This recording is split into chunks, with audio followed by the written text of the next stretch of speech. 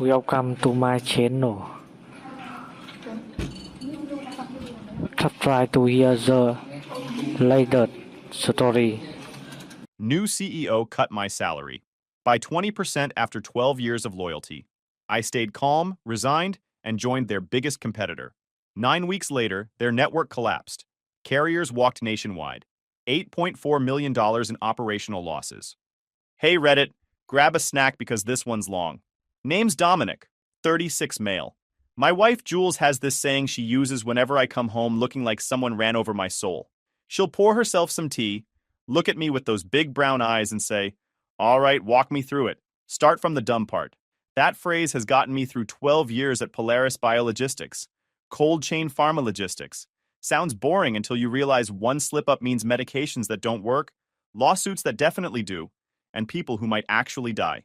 A 2-degree temperature excursion for 4 hours can destroy a shipment worth more than most people's houses. And unlike regular shipping, where a late package means an annoyed customer, a late pharma package can mean a transplant patient doesn't get their immunosuppressants. No pressure, right? I figured out early that I had a brain for this stuff. It was 2012, my second year at Polaris, and a power failure hit our Memphis distribution center during a brutal July heat wave. We had $1.8 million worth of biologics sitting in a facility with no functioning climate control. Temperature climbing fast. Everyone was running around like headless chickens. The operations VP was sweating through his shirt, screaming into his phone at the utility company, like that would somehow restore power faster. I grabbed a corridor map and started making calls. Within 4 hours, I'd rerouted everything salvageable to Nashville through a carrier contact I'd been quietly building a relationship with. Coordinated dry ice emergency delivery from 3 different suppliers. Arranged backup generator transport from a rental company in Arkansas. Saved about $1.4 million in product that would have been destroyed by morning. The VP took full credit in the quarterly report. My name didn't appear anywhere. I didn't care. I knew what I could do. More importantly, I knew what I was becoming. My buddy Terrence, who ran the Memphis floor back then, watched the whole thing go down. He's this big guy with a loud laugh and zero filter. Afterward, he walked up to me with this look on his face, like he just witnessed a magic trick. "My man," he said, shaking his head slowly, "you just saved more money in 4 hours than I'll make in 5 years. And you did it while eating a granola bar." I shrugged. It was a good granola bar. That became our thing. Every time I pulled off something ridiculous, Terrence would find me afterward and rate the snack I happened to be eating during the crisis. It sounds stupid, but those moments kept me sane. The work was invisible. Nobody outside the industry understood what I actually did. But Terrence got it. Jules loved Terrence. Called him my work husband. Terrence called her the real boss of my life, which wasn't wrong. Over 12 years, I became the guy who knew everything at Polaris Biologistics.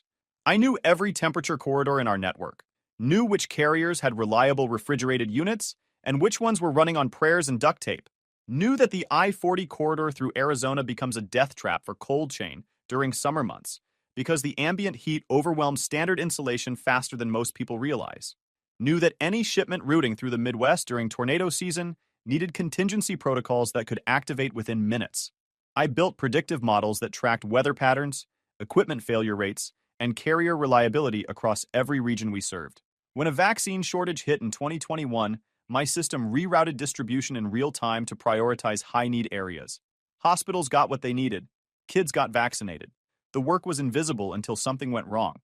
And things rarely went wrong because I was paying attention. That was the frustrating part of my job. Success meant nobody noticed you existed. By year 8, I was director of cold chain operations, overseeing expansion from 3 distribution centers to 7 major hubs and 19 satellite facilities.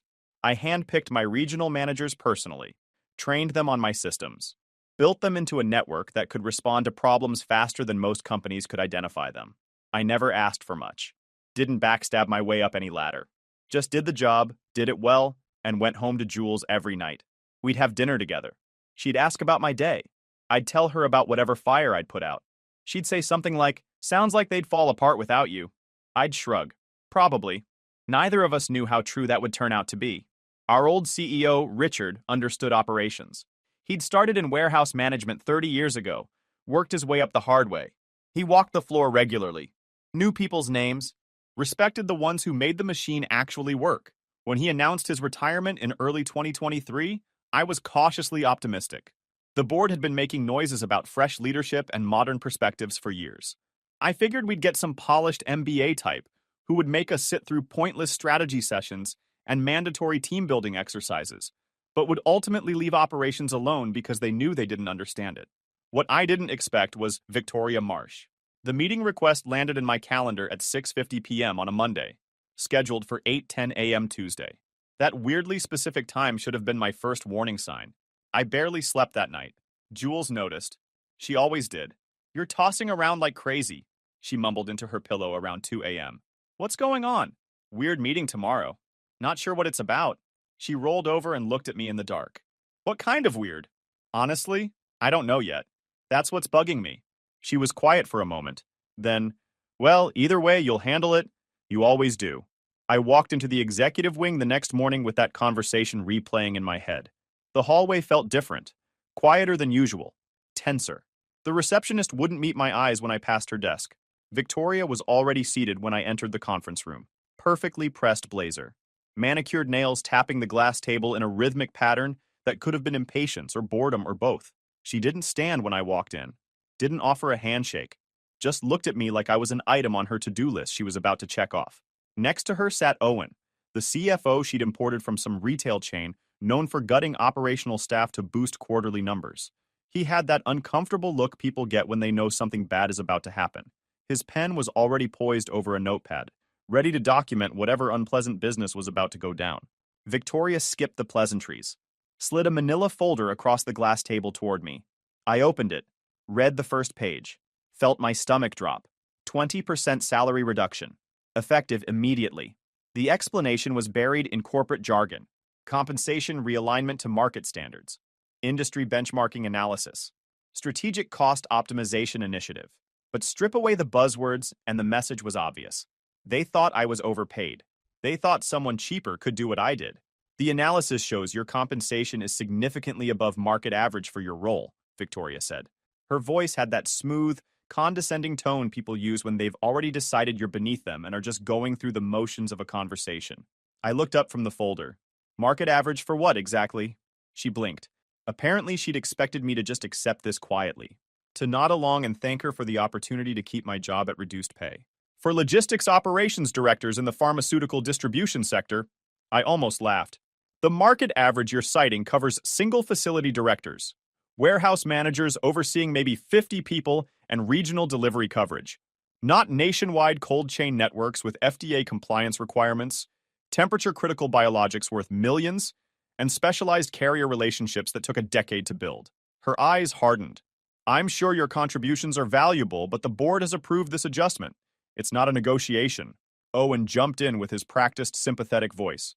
"We've paired the adjustment with performance-based incentives tied to cost-saving initiatives. There's real upside potential here.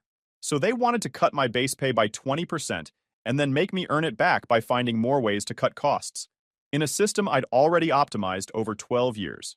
And if I don't accept?" I asked. Kept my voice level.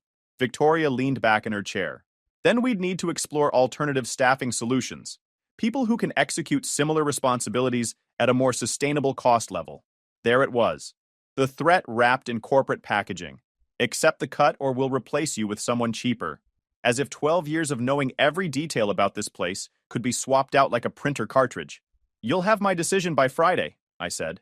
Her eyebrows rose slightly. She'd expected capitulation. Immediate acceptance.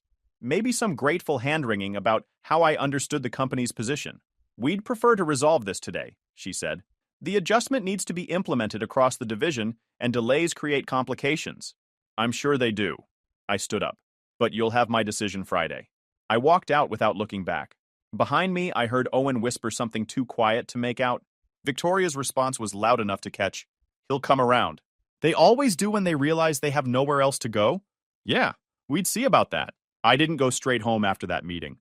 Drove around for a while instead, trying to process what had just happened. Ended up parked at some overlook on the edge of town, staring at nothing while my brain ran in circles. 12 years of building something that kept people's medications viable. 12 years of preventing disasters nobody ever saw because I caught them before they happened. And they wanted to cut me by 20% because some spreadsheet said I was above average. When I finally walked through the door, Jules was in the kitchen making dinner. She took one look at my face and put down the spatula. That bad? I sat down at the kitchen table, told her everything. Jules listened without interrupting. When I finished, she was quiet for a long moment. So what are you going to do? I don't know yet. I need to figure out our financial situation first. See how long we can survive if I walk away without something else lined up. She nodded. Okay, let's look at the numbers together after dinner. Figure out where we actually stand. This is why I married this woman. No panic. Just practical next steps and confidence that we'd figure it out together. The numbers weren't great.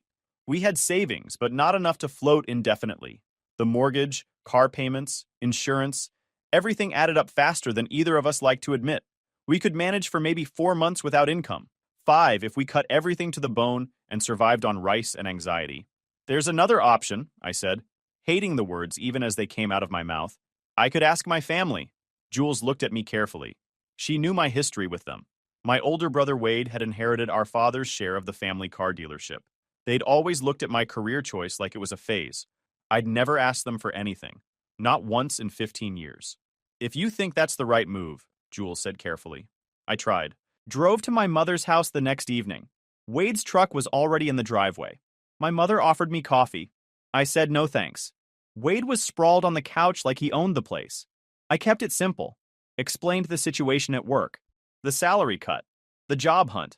Asked if they could help with a short-term loan until I landed somewhere new. Wade laughed before I even finished talking. So the big pharma genius finally comes crawling back, he said. What happened to your fancy career being the smart play? It's a temporary situation. I'm not asking for a handout. I'm asking for a loan. Right. A loan. He made air quotes. And what happens when Jules figures out she married a guy who can't even keep a job? You think she's going to stick around while you figure your life out? I looked at my mother. She was studying her cup like it held the secrets of the universe. Said nothing. That's not going to happen, I said. Sure it's not. Wade leaned forward. Face it, little brother. You picked the wrong path. Should have stayed in the family business like Dad wanted.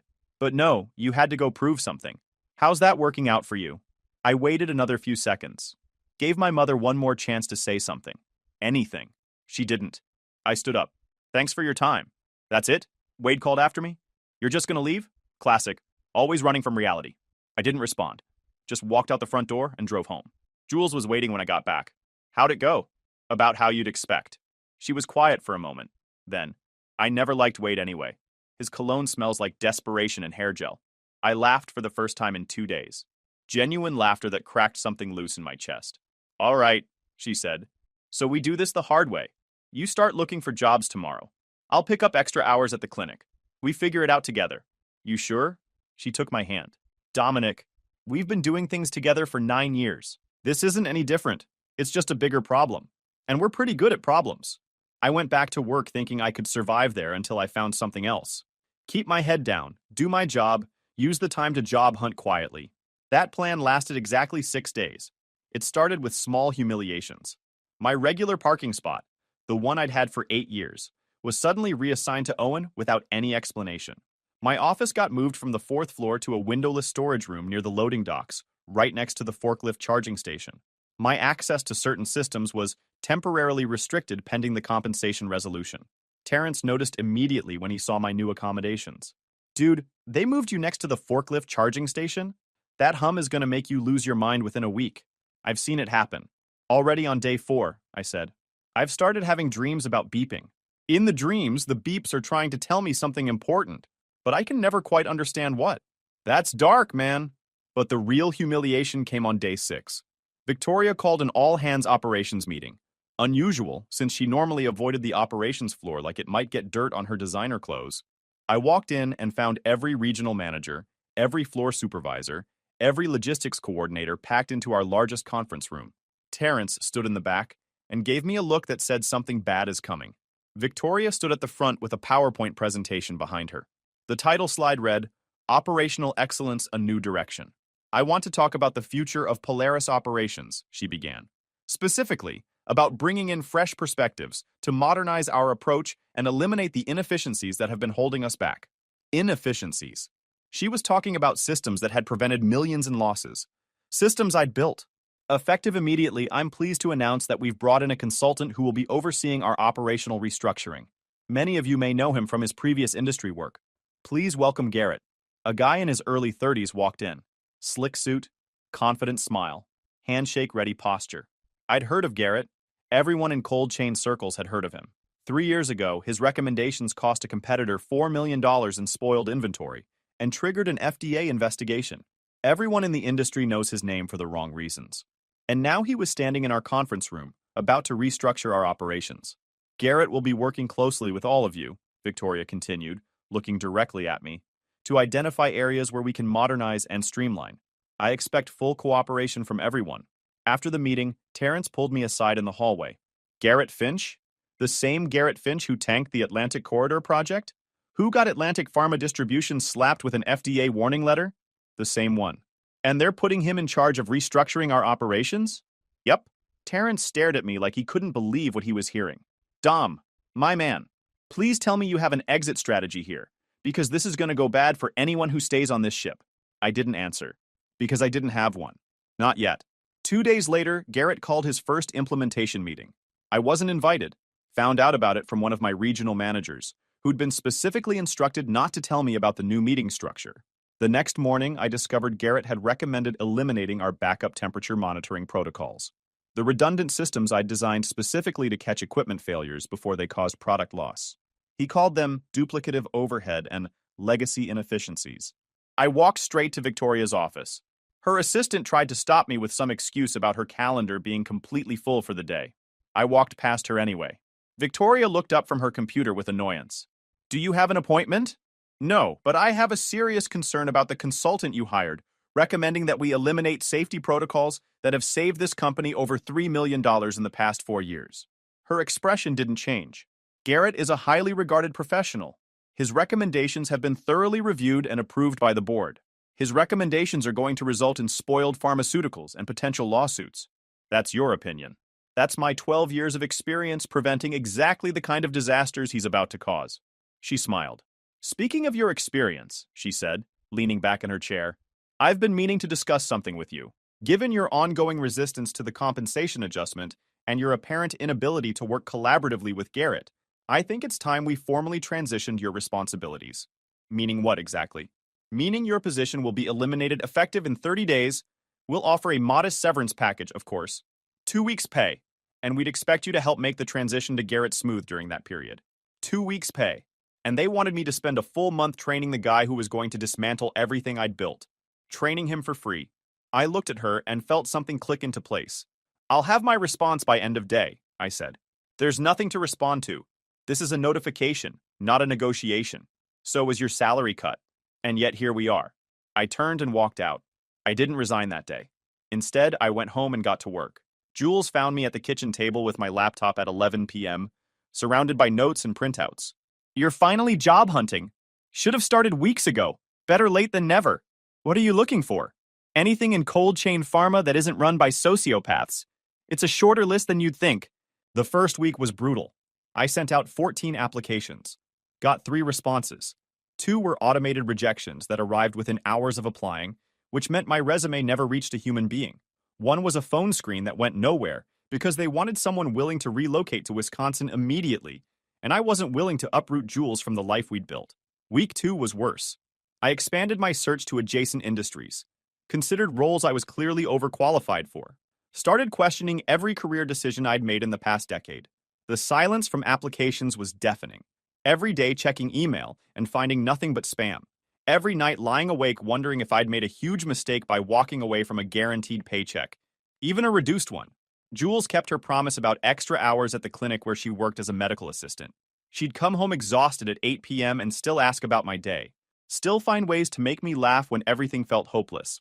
At least you're not getting rejection emails that start with, "Dear valued applicant," she said one night. That's when you know they really don't care.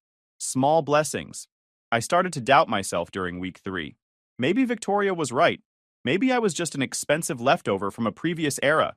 Maybe 12 years of expertise didn't actually matter to anyone except me. The doubts crept in at 3 a.m., whispering that I'd overestimated my value, that I'd been foolish to walk away, that I'd let pride wreck everything I'd built. Then Terrence called on a random afternoon. Yo, you still looking? Every day, getting nowhere. Good, because I just heard something that might change that. You know, Danny, Worked with us back in 2015, the guy who always had snacks in his desk drawer? I remember Danny, supply chain analyst, sharp mind.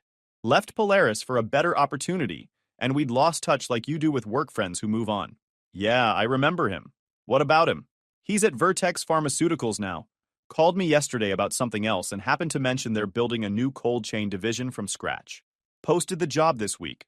They're specifically looking for someone with multi-hub experience. Someone who understands temperature-critical distribution at scale. Vertex, one of the fastest-growing specialty pharma companies in the country. I'd followed their expansion for years, watching them grow from a regional operation to a national player. Here's the thing most people outside the industry don't realize. Polaris was a third-party logistics provider.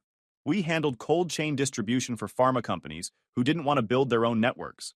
Vertex had been one of those clients for years, but now they were done outsourcing.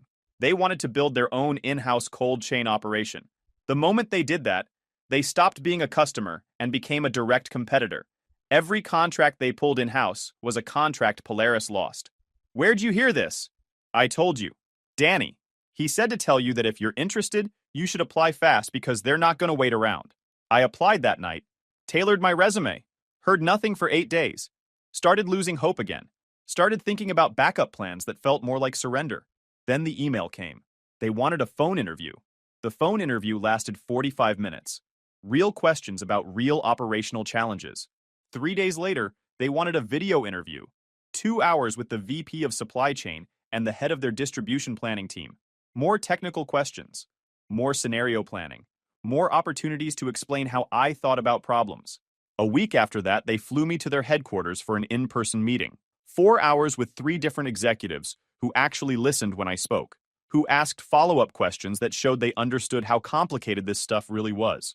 If you had to design a redundant monitoring system for biologics transport, their VP of supply chain asked toward the end, what would be your top 3 priorities? I talked for 20 minutes, drew diagrams on their whiteboard, explained the failure points most systems missed, walked them through the predictive models I'd developed at Polaris and how they could be improved with better data infrastructure. When I finished, the VP looked at his colleagues. Dominic, he said, I'm going to be straight with you. We've interviewed 11 people for this role. You're the first one who actually understood how complicated this is. The first one who talked about prevention instead of just response. They offered me the job 3 days later. Vice President of Cold Chain Operations. Salary 35% higher than what I'd been making at Polaris before Victoria's cut. Full authority to build their national network from scratch. A leadership team that specifically said they wanted expertise driving decisions, not spreadsheets. I told Jules that night. Her eyes shined. You did it, she said. We did it. You kept us afloat while I figured this out. That's what we do. The next morning, I walked into Polaris for the last time as their operations director. My resignation letter was already printed. 2 weeks' notice as required by my contract. Victoria's assistant tried to stop me from entering her office. I walked past her again. It was becoming a routine. Victoria looked up. Her expression flickered when she saw the envelope in my hand. What's this? My resignation. Effective in 2 weeks. For the first time since I'd known her, Victoria looked genuinely surprised. You're resigning? Now? I've accepted a position with Vertex Pharmaceuticals, Vice President of Cold Chain Operations. I'll be building their national network from the ground up. The color drained from her face so fast. She knew Vertex. Everyone in the industry knew Vertex. They were the future of specialty pharma distribution. We can discuss the severance terms, she started. I don't want your severance. I want to complete a professional transition and leave. That's all I want from Polaris. She recovered quickly, but not quickly enough to hide the crack in her armor. Fine. I assume you'll cooperate fully with Garrett during the transition? I'll document everything he needs to know. Whether he can actually understand it is a different question. I walked out without looking back. My phone buzzed minutes later. Terrence. Victoria is already in damage control mode. Garrett has no idea what any of your systems actually do. I replied, that's about to become very obvious. My 2 weeks at Polaris felt like watching a slow-motion car accident. Every day brought new cracks in the foundation. New evidence that the people left in charge had absolutely no idea what they were doing. Day 1, Garrett eliminated my temperature alert redundancy system. Called it a cost savings win in his daily report to Victoria. Nobody noticed the backup monitoring going offline. Day 3, a refrigeration unit failed at the Kansas City hub during an overnight period. Without the backup alerts, the failure went undetected for 6 hours. By morning, $62,000 worth of specialty medications had to be destroyed. Garrett blamed outdated equipment in his report to Victoria. Nobody mentioned that the outdated equipment had been working fine for years with proper monitoring. Nobody connected the dots between his system changes and the failure. Terrence called me from the Memphis floor that afternoon, frustration obvious in his voice. Garrett is walking around asking everyone why no one noticed the temperature spike. I told him it was because he got rid of the system that would have caught it. What did he say? He told me that's not how monitoring systems work. I asked him how they do work then. He said he'd circle back. Terrence paused. He's never going to circle back, is he? He has no clue what circling back even means. He doesn't even know what questions to ask. This is bad, Dominic. Really bad. People are scared. The regional managers are all updating their resumes. By day 5, the damage was spreading past isolated incidents. 3 carriers were threatening to terminate their contracts because the new scheduling system Garrett had implemented kept sending incorrect pickup times. The coordination I'd spent years building was falling apart in real time. Temperature logs weren't being filed properly, which meant FDA compliance documentation was falling behind. Danny called during week 2 to check on my start date at Vertex. I told him about the chaos at Polaris. So you're telling me, Danny said slowly, that they hired a guy famous for wrecking cold chain operations to restructure their cold chain operations? That's exactly what I'm telling you. And they cut your salary because they thought you were too expensive? 20%. Danny was quiet for a moment. You know what this reminds me of? It's like firing the pilot mid-flight and asking the guy who sells pretzels to land the plane. And the pretzel guy is confident. That's the scary part. That's a solid comparison. The day before my last day, Polaris's biggest client, a hospital network that accounted for nearly 15% of monthly volume, called an emergency meeting with Victoria. Their shipments had been late or improperly documented 3 times in the past week. They were considering pulling the entire contract. I heard later that Victoria spent the call blaming market conditions and temporary transition challenges. The hospital network put Polaris on a 60-day probation period with specific performance benchmarks. If they missed even one, the contract was gone. My last day was quiet. I cleaned out my desk. Terrence found me as I was heading for the exit. "This is wrong, man," he said. "You built this place. You built everything that actually works here." "I built the systems. The systems belong to the company now. But the knowledge?" I tapped my head. "That goes where I go." He laughed, but there wasn't much humor in it. "How long before the whole thing falls apart?" "Depends on how many more brilliant ideas Garrett comes up with. My guess? Serious problems within 8 weeks. Major crisis within 12. It took 9. 9 weeks into my role at Vertex. I got a call from a number I didn't recognize. Turned out to be Owen, Victoria's CFO. His voice sounded strained in a way that would have been satisfying if I was the kind of person who enjoyed watching people drown. "Dominic, I know we didn't leave things on the best terms, but Victoria asked me to reach out about a potential opportunity." I let the silence stretch just long enough to be uncomfortable. "We've experienced some coordination challenges," Owen continued. "The board is concerned. They're wondering if you'd consider returning in a consulting capacity. Help stabilize operations." Consulting capacity. We'd offer competitive rates. Very competitive. "Owen," I kept my voice level. "You cut my salary by 20% because you thought I was overpriced. Then you eliminated my position entirely. What exactly has changed?" Long pause. "The situation has gotten more complicated than we expected." "You mean the $8.4 million in operational losses?" I kept my voice level. "Owen, I've already heard what's happening. Between a couple old contacts and that FDA warning letter being public record, it's not exactly a secret. 6 carriers walked, 3 hospital networks pulled their business. Everyone in the industry is talking about it." He didn't answer. He didn't need to. "I'm gonna pass," I said. "But I genuinely appreciate the irony of this phone call." I hung up and went back to building something new. At Vertex, things were different in ways I hadn't expected. I had a team that actually wanted to learn. A leadership structure that valued expertise over politics. When I suggested redundant monitoring systems, nobody called them duplicative overhead. When I flagged potential failure points, people took notes and scheduled implementation meetings.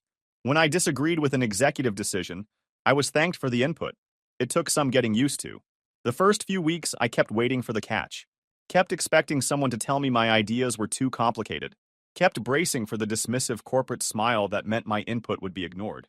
Instead, I got real questions from people who wanted to understand, who valued expertise instead of treating it like an inconvenience. Danny had become a regular collaborator. His supply chain analysis work complemented my operations planning perfectly. We'd work late sometimes, stress testing scenarios and building protocols that would actually hold up under real-world pressure. The kind of protocols I'd been trying to build at Polaris for years, but kept getting shot down on. You know what I keep thinking about? Danny said during one of those sessions, around week 6. The pretzel guy. Still trying to land the plane? Still pushing buttons? Still completely confident? Still wondering why nothing's working the way the manual says it should? He shook his head slowly. I heard through some contacts that Garrett quit last week. Apparently he blamed everyone but himself and moved on to wreck some other company's operations. Terrence gave his notice at Polaris 2 months after I left. The environment had become unbearable. Every day was putting out fires that shouldn't have started. Every meeting was explaining obvious problems to people who didn't want to hear solutions. He called to ask if Vertex was hiring. "Send me your resume tonight," I said. He started 3 weeks later, running distribution operations for our entire Southeast region. Same responsibilities he'd had at Polaris, but with leadership that actually listened when he raised concerns. Meanwhile, Polaris was hemorrhaging. Their quarterly earnings showed $8.4 million in operational losses. Spoiled inventory, emergency freight, contract penalties, overtime, and client chargebacks. It stacked fast. 6 major carriers had terminated contracts. Not one region. Multiple lanes across the map. Once the first 2 big carriers bailed, the smaller ones followed like dominoes. The FDA issued a warning letter that became public record. 3 hospital networks representing nearly 30% of their client base pulled their business. 6 months after joining Vertex, our cold chain network went fully operational. On-time delivery exceeded industry averages by 12%. Temperature compliance hit 99.7%. We onboarded 3 major hospital clients who specifically cited our reliability and safety protocols as the deciding factor. The Vertex CEO mentioned during a company town hall that our operational improvements had positioned the company to capture significant market share from struggling competitors. He didn't name Polaris specifically. He didn't have to.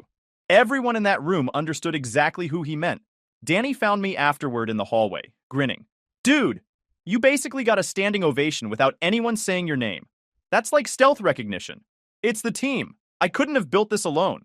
"Sure, but the team doesn't exist without your systems. Take the win, man. You earned it." Jules and I had Terrence and his wife over for dinner that weekend. She thanked me for getting him out of Polaris. "He was coming home miserable for months," she said. "Now he actually talks about his day, like he enjoys it." "The granola bar ratings continue at Vertex," Terrence confirmed with a grin. "Though the crisis frequency has dropped a lot. I had to rate a training simulation last week. 4 out of 10. The snack bar selection at headquarters is genuinely disappointing. Honestly, Victoria did me a favor. She thought she was cutting costs. What she actually did was cut me loose from a place that didn't deserve what I brought to the table anymore." Jules squeezed my hand across the dinner table that night. She didn't need to say anything at all. We both knew we'd made it through to the other side. The mortgage was current again. The savings account was rebuilding. The anxiety that had kept us both awake for months was finally fading. Terrence raised his cup of coffee. "To new beginnings! And to whoever invented the granola bar." I looked around the table at the faces of people who'd stuck with me through all of it. I figured that was finally the end of it. Update. 7 months later. 3 months after I started at Vertex, I got a text from an unknown number. "Hey, little brother. Heard that you landed somewhere good. That's great. Really happy for you. Listen, things have been tough at the dealership. Market's brutal right now.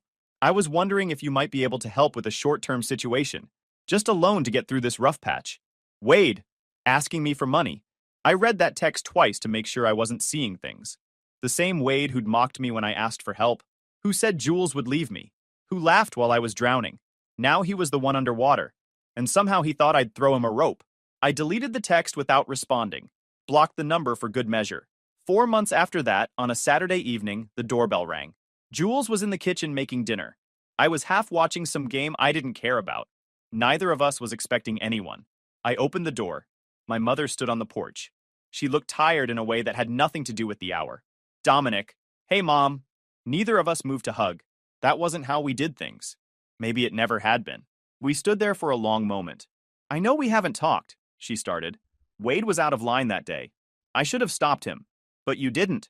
"No, I didn't." She took a breath. "The dealership is in real trouble. Wade made some bad investments. Extended credit to people who couldn't pay. Took on debt he couldn't handle. The bank is threatening to foreclose." I leaned against the doorframe. And you're here because you need money. I'm here because you're my son. Because I should have been there for you when you needed help. And I wasn't. Because I don't know where else to turn. Jules appeared in the hallway behind me. Just stood there, letting me know she was there if I needed her. I looked at my mother for a long moment. I'll think about it, I said finally. Her face brightened. But understand something first. I kept my voice level. When I asked you for help, I was asking for a loan. Breathing room. And Wade used it to mock me.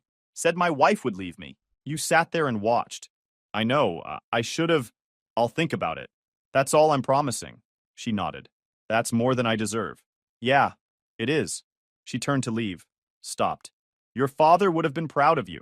The career you built on your own terms. I should have said that years ago. I watched her walk to her car and drive away. Some chapters end quietly. Some end with people showing up on your porch asking for what they refuse to give. Either way, what matters is who's beside you when the door finally closes. I got lucky there. Really lucky. Everything else? I earned that the hard way, and I'd do it all again. If you enjoyed this video, please hit that subscribe button. It really helps the channel and help us bring you more and better stories. Thanks.